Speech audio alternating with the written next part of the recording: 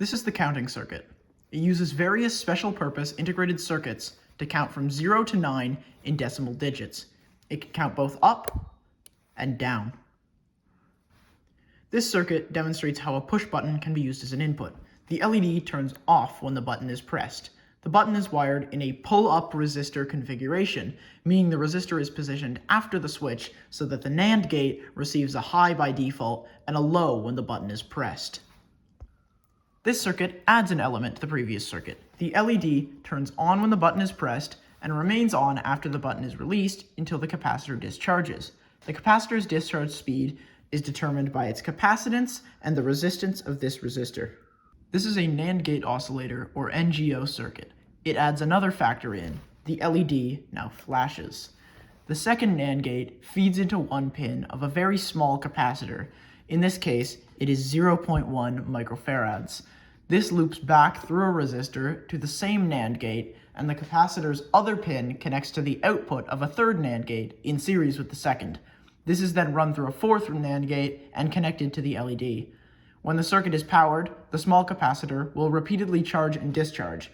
It satisfies the NAND gate when it is not charged, charging itself, and turning the NAND gate's output back off.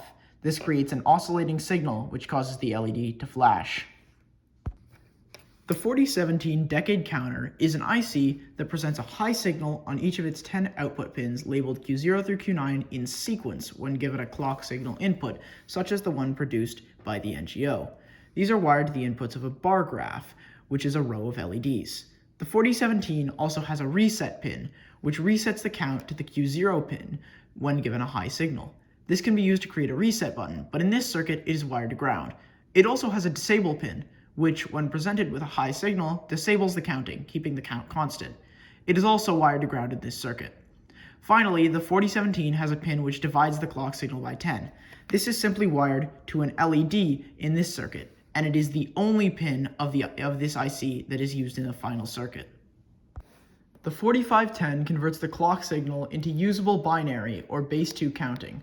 When given a clock signal, it will count in binary across its 4 output pins. Each output pin represents a bit or binary digit and is wired to an LED in this circuit. The 4510 will count from 0 to 9 or 0000 to 1010 in binary before resetting to 0. The 4510 also has a reset pin, which works in the same way as the one on the 4017, resetting the count to 0 when receiving a high signal. In this circuit, the pin is wired to a push button so that it receives a high signal when the button is pressed. It also has a pin to toggle counting up or down depending on whether the pin receives a high or low signal. A slide switch is wired to it in this circuit, so both options are functional. It is also possible to set a custom number for the IC to begin counting at using the input A to D and preset pins, but these are not used in this circuit. This IC can also be chained together for multiple digits using the carry in and out pins, but this feature is also not used in this circuit. The 4511 converts the 4510's useful but not universally understandable binary counting into the much more well-known decimal or base 10 system.